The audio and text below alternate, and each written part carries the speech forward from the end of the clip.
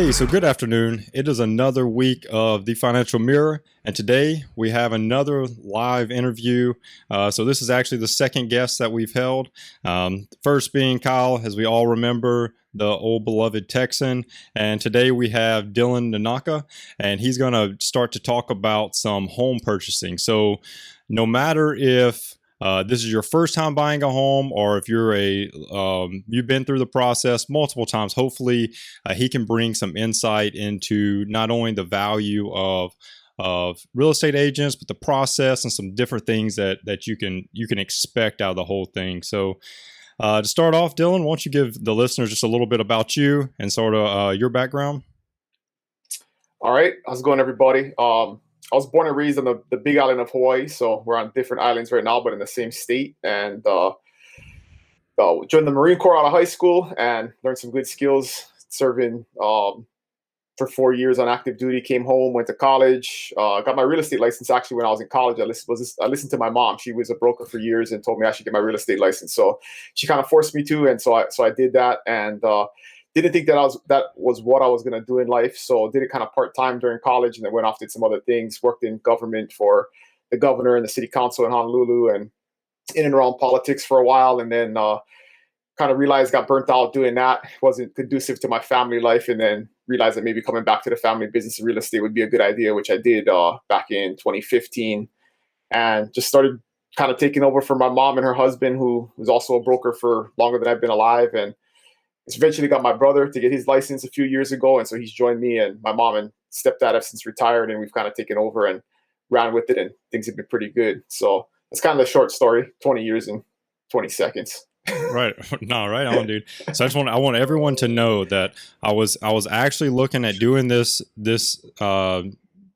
interview around first time home buying, and I looked at the first for sale sign and I called the number, and Dylan just happened to be the person that picked up the phone. So so no, that's not true.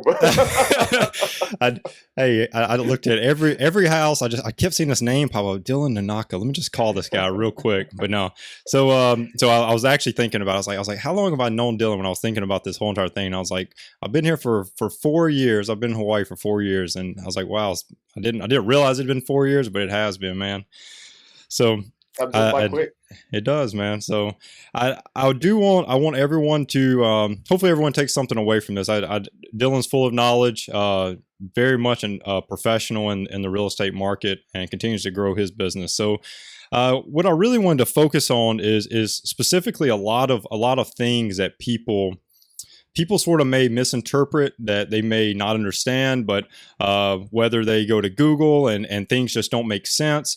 I want to clarify a lot of those things, and I thought no better person to bring you on here. So with that, just jumping into just markets as a whole and what people sort of listen to and what they may hear, specifically talking buyers or sellers market. Can you just sort of give everyone just a feeling of what exactly that is and how that can influence them in their decision making? Yeah, so it's important to understand that, and it's really basic economics, right? It's just a matter of assigning the term to the market condition. So in a buyer's market, it means that it's advantageous to buyers, that buyers have more advantages and benefits in a market that is a buyer's market. The opposite is true in a seller's market. So in a seller's market, sellers are going to have more advantages and more leverage. And the characteristics of both are, if you're in a buyer's market, the basic situation is that there are lots of homes for sale, an abundance of supply, and not that many buyers. And so what happens is those sellers will compete for those buyers. And this is true of any market, right? So buyers can get a lower cost, because when there's more sellers than there are buyers, sellers are going to make concessions in order to attract buyers. So you have more advantages. There's lots of those, and you want to talk to somebody and figure out the best strategy in that market to get the best deal. The opposite is true in a seller's market, which is what we're in right now. Is there is a huge shortage of homes for sale right now. So the supply is limited, and there are many people who want to buy. Not just here in the Hawaii market, but that's pretty true across every market in the United States right now. And so sellers have all the advantages, right? They can jack the prices up. They can say it's as is. They're not going to make any repairs, do an inspection. They can get appraisal waivers. There's all kinds of stuff that a seller can do. So right now, As a buyer, you're competing against a lot of other buyers for one house, and so you have to be able to uh, take concessions in order to get your deal accepted. Yeah, I think you hit a lot of major points in that, specifically how you have to sort of build yourself and sort of build your resume on how because I mean, you're practically selling yourself to the seller, right? Like this is the buyer that person wants to sell to, And that's an important point, because that's what this podcast is all about. Is at the end of the day, nobody really cares about you personally. They care about your finances, right? That's right. So as a buyer, the most important thing they're going to look at is page 2 and what's your financing situation? How much money are you putting down? Are you all cash? What kind of loan are you getting? All those kinds of things. And then, of course, what the overall price is, what you can afford, right? Those are all things that matter. But at the end of the day, your financial position is probably the most important aspect of an offer in a seller's market. So speaking on that specifically, is one better than the other to go, to go all cash, go all in on cash, or more money down? Does that influence or how does that help the buyer in what regards? Yeah, it has a huge influence. So cash is king, right? So if you have cash, you're going to have the most competitive offer. In many cases, a seller will take a cash offer for less money than they'll take a finance offer for more money, because Wow. a financed offer is going to have many contingencies attached to it, right? You have the overall financing contingency, where if you lose your job in the middle of the deal will fall apart, right? If you make a big purchase in the middle of the deal, buy a car or something, could throw your debt to income ratios off, is what a lender looks at to lend you money. That could blow up the deal. The appraisal could come in low, and that could cause an issue with the deal. So there's a lot of contingencies that are added on when you have a loan that you need to get approved. Where as a cash deal, you can forget about all of those, and as long as you can show proof of cash, you have that money sitting in a bank account somewhere. That's really all the seller is going to want to see in order to move forward with you. So you have a lot of advantages if you're all cash. If you are financing, it depends on what kind of financing. The more down payment you have, the less those contingencies are going to come into play. And so you're going to have a stronger offer if you're putting 50% down or 30% down or even 20% down. If you're doing some type of low down payment, you don't always need a big down payment to buy a home, but in a competitive market, having a larger down payment helps, because if you're doing like a 0% down or a 1 or 2 or 3% down loan, it's basically telling the seller, regardless of what your true situation is, that you don't have any cash, right? I mean, if you're not putting any cash down, you're implying that you don't have any cash to put down. And so Right. that, all things being equal, that financed offer with a bigger down payment is going to be stronger. Right on. So that leads me into pre-approval. So you see this. I mean, you see this everywhere, right? You go to Zillow and it's like, get pre-qualified today or whatever. Like this is a new. I don't know if it's marketing. I don't really know maybe what the significance of it is, but maybe you can lead some and shed some light on that. Like, is pre-approvals necessary or pre-approvals required? Or, I mean, what is that?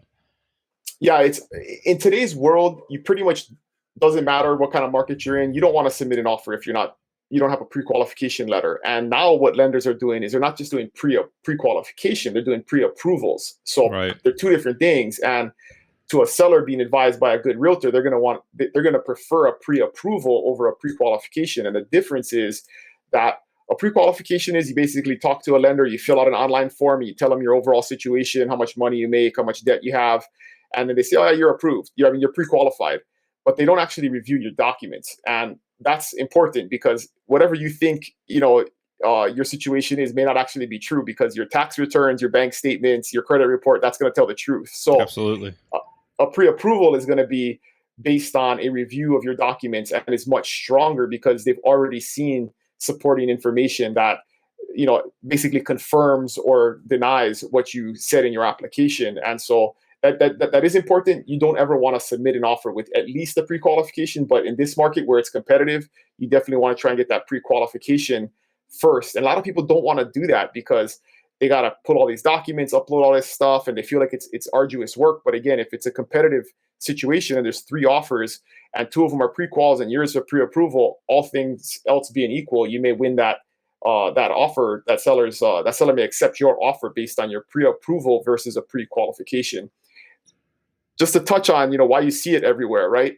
The reason is because just like everything in the world, is lead generation, right? And so when they make it super easy for you to click a button and fill out a quick form or whatever, that's a lead that company is now going to sell to a mortgage broker, sell to a realtor, somebody who's now going to call you and try and convert you into a customer, right? So that's one thing. You got to be careful about that. Don't do the easy online thing.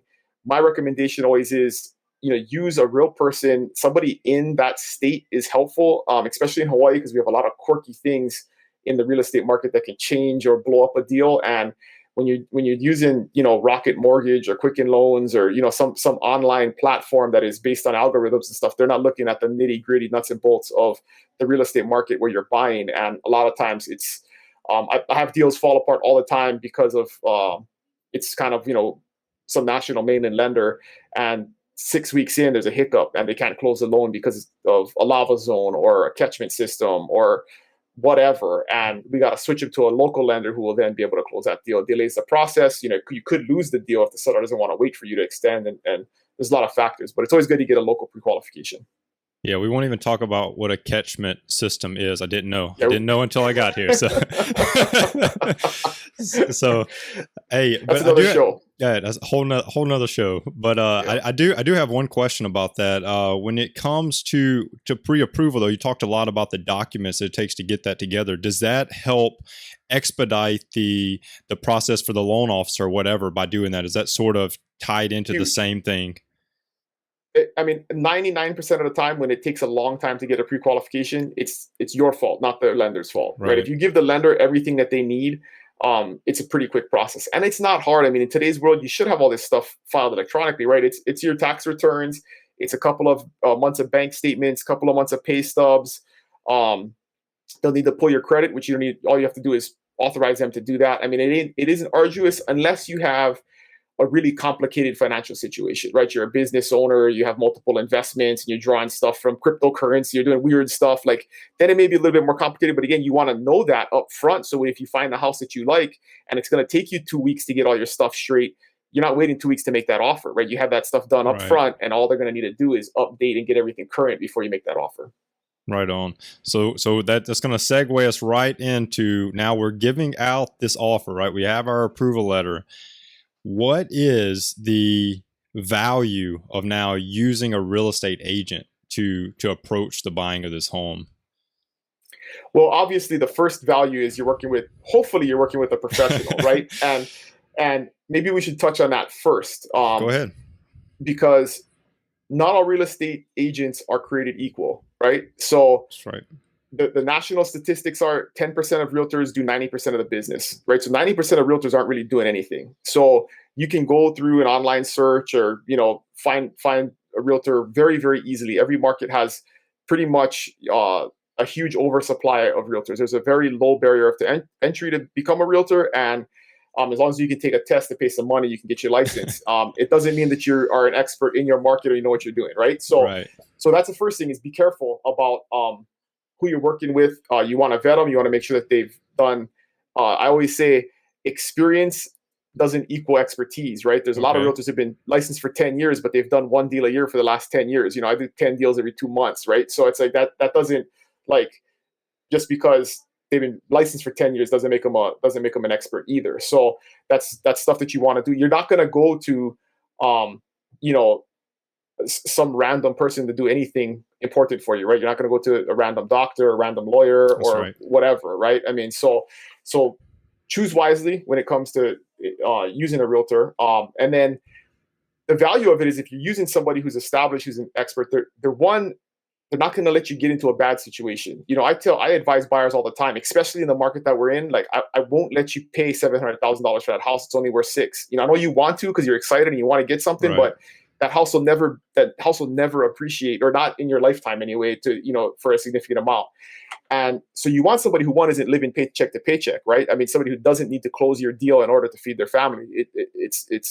That's going to get you into a bad situation. So you want somebody who's going to give you honest advice about what's going on in the market, and maybe knows some stuff about certain places, especially if you're moving. Like Hawaii, we have a ton of people moving here, right? So they're not familiar with the neighborhoods and potential future roads that might go in and stuff like that. You should be familiar with when you're making a home buying decision.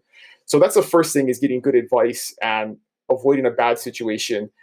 And then in a competitive market, it's super important to have a realtor with good relationships and a good reputation, because if everything else is equal or competitive in your offer, a lot of times a listing agent is going to choose the buyer's agent that they want to work with, that they know is going to do their part of the job, going to help them solve problems. Again, a lot of realtors don't do this full time. So they get somebody under contract and then they go back to work on Monday and they're MIA for 5 days. You can't get a hold of them and you can't get them to schedule inspections or make sure cleaning is happening, or the review a title report, and the millions of things that we do throughout a transaction. You want to make sure that your partner in that transaction is doing their job. And so as a listing agent, I take that into account, right? If I have two offers that are pretty much equal, and one of them is represented by a broker and agent that I know well, that I know does their job, and one of them is some dude I never heard of, I'm going to advise my client to go with this offer because it just makes more sense.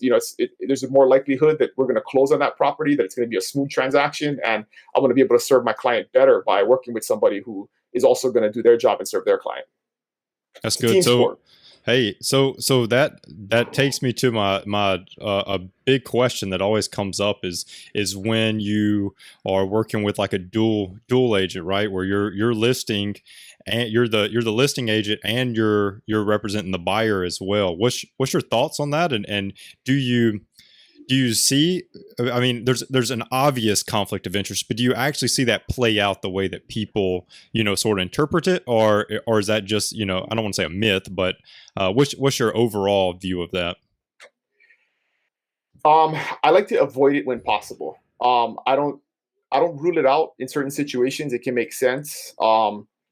I would definitely advise you as a buyer to have your own representation, right? You never want to, as a buyer, walk into an open house and buy that open house, that home from the realtor that's sitting there who's representing the seller, right? That person has a relationship and a duty, even though if you enter into a dual agency situation, we have a code of ethics and there are rules and regulations that we have to follow where we then become a facilitator, not necessarily an advocate, right? So you can't be disclosing information. I mean, there's all kinds of things, but at the end of the day, everybody's a human, right? And if you have a long-standing, you don't know what that realtor's relationship with that seller is. It could be their sister, right? It could be their auntie. I mean, it could be a lifelong friend or whatever.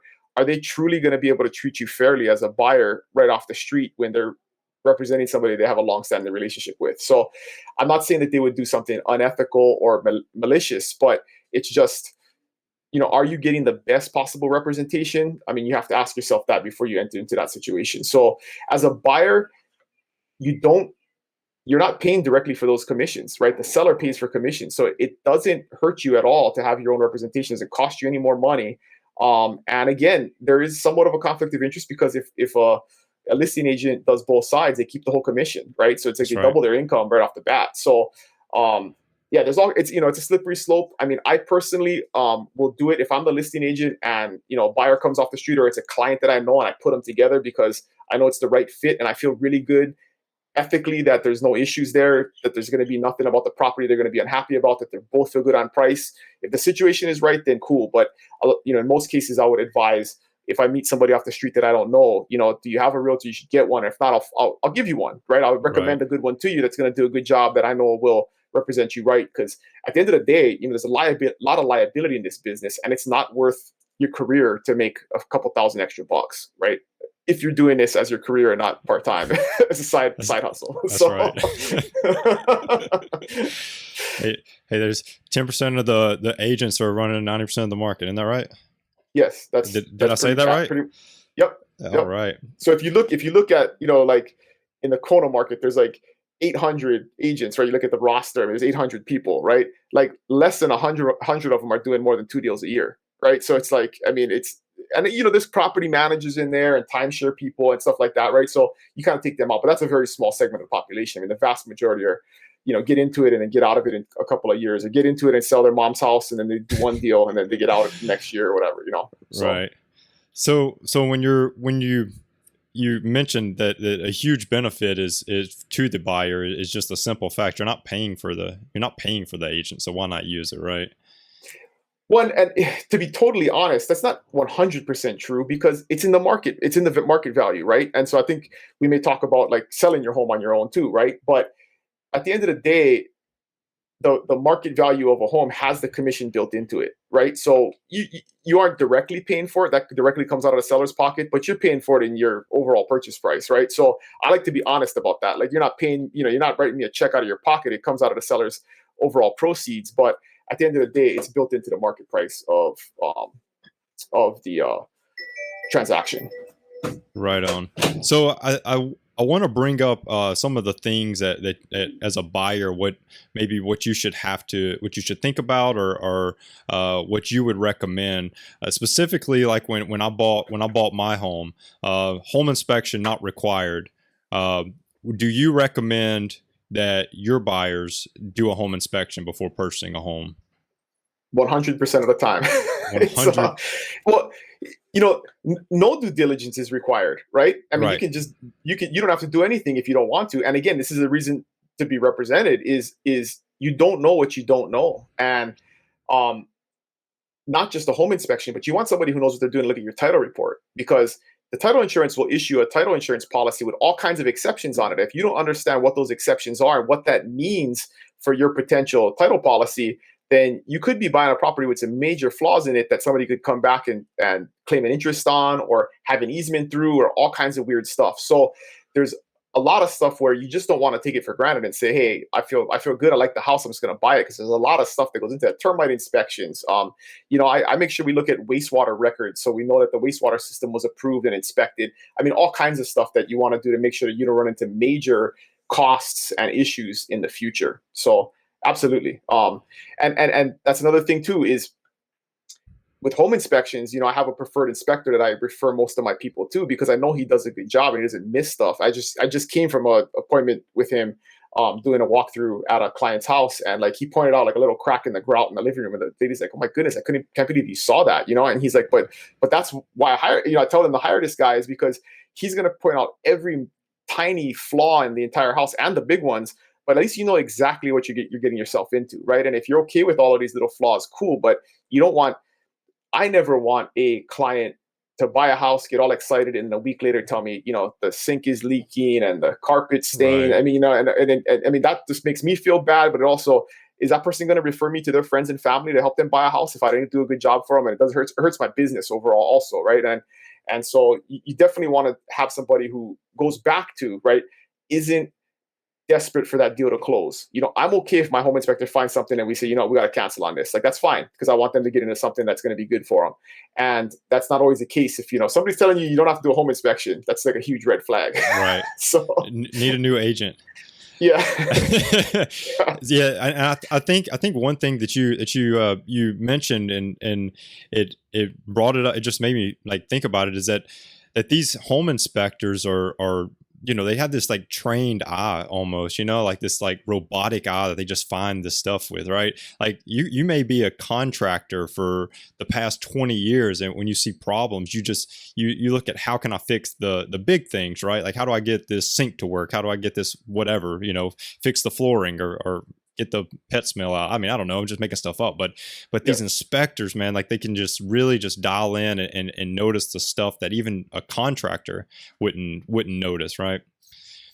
And that's the stuff that's important to you. I mean, you're not going to necessarily know if you're not going to notice it if like the rafters aren't the right spacing or whatever, right? I mean, that's a construction flaw. I mean, an inspector will catch up, but you won't necessarily ever know that as an untrained person. But you're gonna notice that there's no caulking on the sink when the sink starts leaking, or there's no tub stopper because you can't fill your bathtub up. I mean, and that's stuff that a home inspector is going to catch and a contractor is not going to catch, right? So even if you are a contractor, I always tell people, like, don't trust yourself. Like, let's get a professional in here.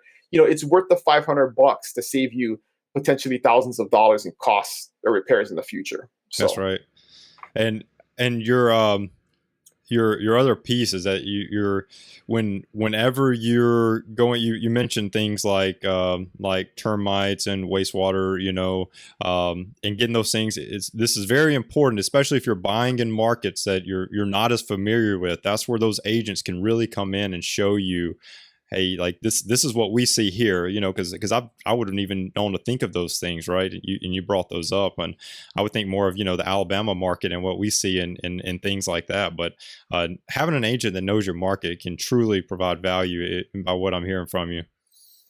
Well, and also they can advise you on what you shouldn't be worried about. Because I get that all the time. People who move from other places and they want a mold inspection, or they want a like a sump test, for like the soil and stuff. I mean, stuff that like we don't even deal with here because it's like dry and there's no mold. And then like we're built on a rock, so there is no settling and Right. slippage and stuff like that. So there are also things that you may be familiar with in other places where you shouldn't necessarily worry about them here because they're just not factors. And you want to make sure you want to make sure you're focusing on what you should be focusing on.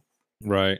So once someone is ready to buy a home, right, and they've they're putting in these offers, something that gets thrown around a lot is like earnest money, and like should I put down earnest money? Should I not put down earnest money? Like what's your recommendation for that? It's important to understand that any money that you put into escrow, you have to have both parties agree to release from escrow. So I never tell people, you should put like 100 grand down earnest money. That doesn't make any sense because it's rare. But again, if it happens and you cancel the deal and the seller objects and they don't want to sign mutual cancellation instructions, escrow is a third party, right? They're just going to hold that money until the two parties agree on something. And now you got to go to arbitration or mediation or even potentially go to court. And now you got this $100,000 locked up in escrow, which makes no sense because there's no big advantage to it. So with earnest money in general, I advise people, about 1% of the sales price. So if it's a $500,000 house, do 5 grand. If it's $1 million house, do 10 grand. It's just good faith to open up an escrow account. In Hawaii, the contracts are extremely buyer friendly. So it is very, very difficult to lose your earnest money unless you do something grossly negligent or you default very clearly on the contract. It's very hard for a seller to go after your earnest money. And even if they do, you have to agree for that earnest money to be released to escrow. And sellers don't have a huge incentive to do that because even if you're canceling the deal and you don't agree to release the earnest money and cancel escrow, the seller can't put their house back on the market because they have an open Oh, escrow account, right? So I tell buyers, don't worry about it. I mean, your chance of losing the earnest money is pretty slim unless you deserve it, right? Right? You got to do something pretty stupid right at the end of the transaction because there are so many contingencies in the Hawaii contract that really up until 7 days before you close, I could find you a way out based on financing, final walkthrough, other things, right? So um, there isn't a huge advantage to putting the short story is no big advantage to putting a large amount of money down as earnest money, but you also want to make it significant enough where it shows that you have the money. Like and 1% is a fair number to shoot for. right on. So going over like some of the things you said to get out, or looking at the offer in general. You see a lot about conditional or contingency offers, stuff like that. What are some of the contingencies or conditions that you recommend, or that first time buyers or less experienced buyers should be looking at when they're putting out those offers? There's a ton, and you never want Absolutely. to. I always hear people, let's offer them X amount with no contingencies, and it's like, well, it's not like a real thing. Like you might see that on like TV shows, but that's not really a real thing, right? Right. Because you're almost always going to have an inspection contingency. I mean, you're crazy if you don't. I mean, even in the strongest offer, you want a short inspection um, period where you can do a professional inspection. That's usually going to be 14 days. The first 2 weeks are usually an open-ended inspection period. You can cancel for any reason, just change your mind, you get cold feet, whatever it is, or you find something objectionable with the home inspection. But beyond that, if you're doing financing, there's a huge financing contingency, which we already talked about. There's a title contingency. So you want about a week into escrow, you get your title report from the escrow company. You want to make sure that title report is clear and that you're not buying a property that has 25 people that can make a claim on it or have a future road running through it or something, right? So those are Right. things that are going to come up in a title report. If you're buying in a condo or a homeowners association, you're going to have those documents which you're going to want to review to make sure that the homeowners association is in good financial standing. There's nothing crazy in there, those documents that may be objectionable. So you don't want to give that contingency up because that could affect your property pretty significantly. There's surveys and stakings where you survey the property and make sure all of the boundaries are in the right place, the walls are in the right place, the house is not over the property line. So there are many, many contingencies along the way, and you never really want to give any of them up. I mean, there's really no point. It's pretty standard, especially in Hawaii, that you just have those built in. You may have the time period and review period shorter than other times where that will make the seller feel better that you don't leave that contingency open for a long period of time, but you still want to have them available to you. And again, have a professional help you review and evaluate all of that information, so you're making a good educated decision when you do release that contingency. Right on. So that's a huge point for any of the listeners, especially the first time home buyers, is working with the agent, seeing what's normal in that area, and going with those. Because do you see any value in shorter home inspection contingencies or longer to get that home inspection done? Not really. You don't want to do it for too long, right? I mean, 2 weeks is kind of the industry standard, maybe shorter if you're doing like a 30-day cash close. But in today's market, even though it's a very strong seller's market and it's super busy, that's also causing escrow companies and everybody else who processes a real estate transaction to be extremely busy, and they don't have a big influx of staff during these times. And so escrow companies are pretty much telling us like they can't do shorter than 30 days. Before you could maybe get a 3-week close done if we really slammed it through, did a 3-day inspection and stuff like that. But it's going to be a 30-day process no matter what, 45 to 60 if you're doing any type of financing. So you have time. I mean, it's not going to shorten the overall time period. So there isn't a huge advantage or leverage if you decrease your home inspection period. What you can do though is get your home inspection scheduled right away. If you get it done couple of days after opening escrow, review it, make any requests or approve it, you could just release the contingency a week in, which keeps the ball rolling faster. And maybe you can close sooner, but even home inspectors are super busy. So it's hard to get them in, very early. Sometimes they need a week to 10 days before they can even schedule you in. So you need that time frame, that 2-week time frame, to have enough time to make that happen. So what is you said a couple of dates out there, time frames, but what is the average from first showing to closing? What does that average time look like? Well, it's really, first showing's a hard one because that's variable, right? When somebody starts looking, it could take a month, right? But really, from when you make the offer, it's usually going to be 3 or 4 days before you get a accepted contract, and none of the dates in the contract start until you actually have an accepted contract. So, you make that offer. Sometimes they counter you, you counter them, you go back and forth, you hammer out some terms. And then once everybody's good, you have a fully executed contract. So that is day 0 on that fully executed contract. From that point, every date inside of the contract is based off of from acceptance or from closing in most cases, right? So you're going to calculate out if you're doing a 45-day closing, the final walkthrough may be 7 days before closing. So you just count back 7 days, and you know that when that deadline is. The inspection will be 14 days from acceptance. So you count out 14 days, you know how many days you have for the inspection period. So in most cases, 30 days, you can do 30 days on a cash close. It's kind of hard right now because everybody's super busy. But in most cases, expect 45 to 60 days is a better estimate from acceptance to actual closing of that transaction. Right on. So wrapping up this home buying segment, what I want is some different factors or characteristics, right, that you as an agent are looking for as leverage for the buyer to say, this, I can get you a better price because of X, Y, and Z. What are some of those factors or characteristics that can help leverage some favor towards you as representing the buyer? There's a couple of basics. One, you want to be here. In our market, there's a lot of people who want to buy sight unseen. And that puts you at a disadvantage when you actually haven't physically seen the house, or you're making an offer and saying, I'm going to come in a week and actually look at it, right? The seller's going to be like, should I take that offer? And then they cancel on me a week later because they don't like it. So you want to be here first and foremost. We talked about pre-qualification.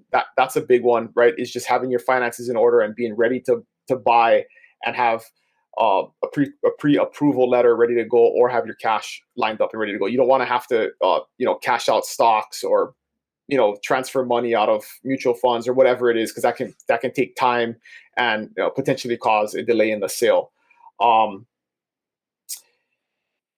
There's one more thing I just was thinking about that I forgot.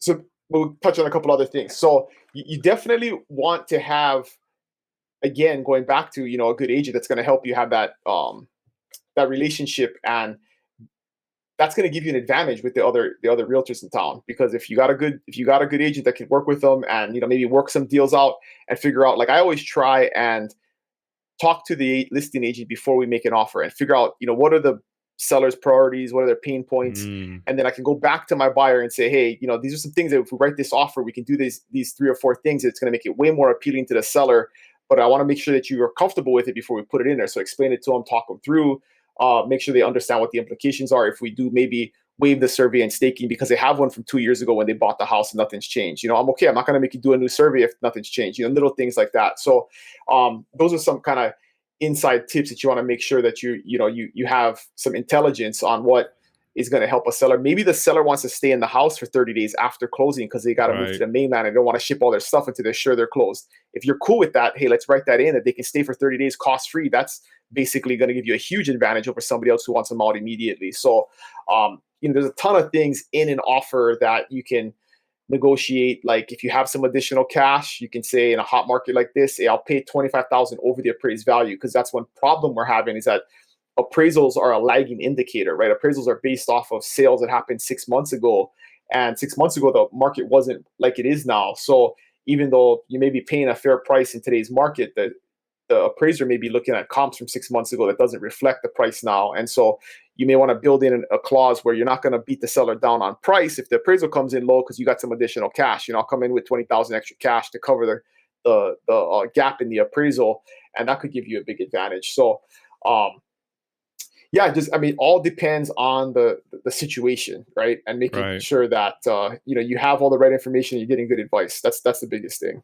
Right on. So for anyone that's listening that's now in the seller's shoes and they're taking advantage of this seller's market, what are the advantages or disadvantages, or what are your recommendations for people that are wanting to do a self-sale? They want to sell these homes themselves to potentially save money. What's your advice on that?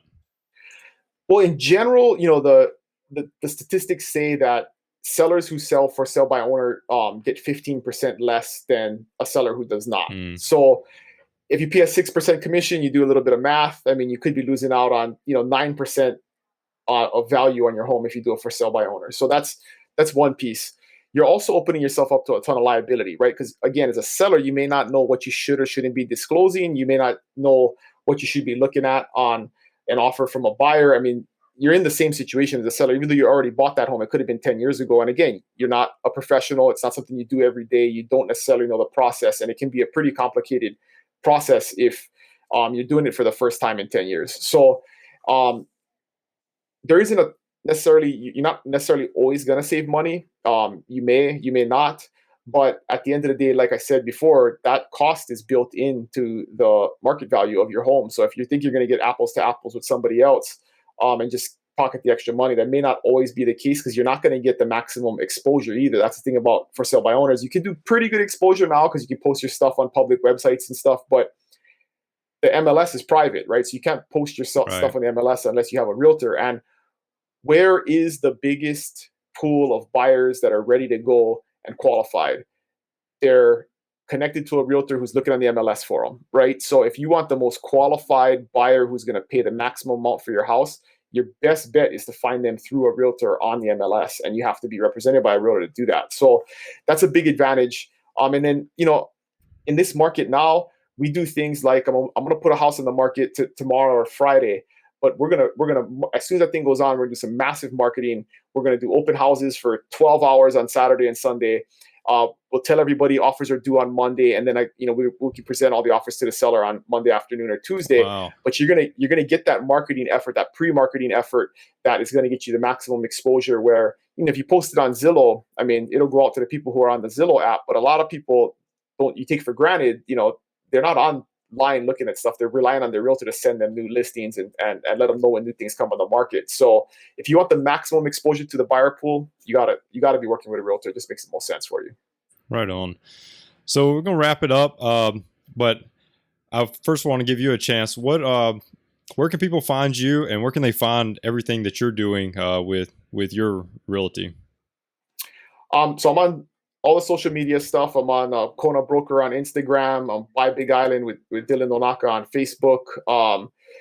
I'm Dylan Nonaka on Twitter. I'm on LinkedIn. I'm the only Dylan Nonaka pretty much in the world, except There for you my go. son. He's the same name, but he's not on any of those stuff yet. So He will be though. if you just Google me, yeah, if you just Google me, you can definitely find me. And then if you look up my YouTube channel, that's been really big source of relationships and getting new clients, because I'm pretty much the only guy on the Big Island and pretty much in Hawaii that does regular video blogs about real estate. So if you check that out, it's there's a ton of information. There's market updates every month, but there's also just basic stuff like if you're not familiar with lava zones, or you're not familiar with termites, or you're not familiar with how wastewater works, cesspools in Hawaii.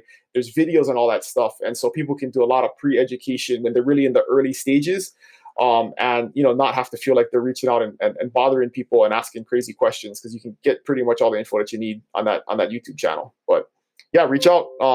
Happy to help. I always tell people it's never too early to reach out to connect with a realtor and build that relationship, because at the end of the day, it's one of the biggest purchases you're going to make.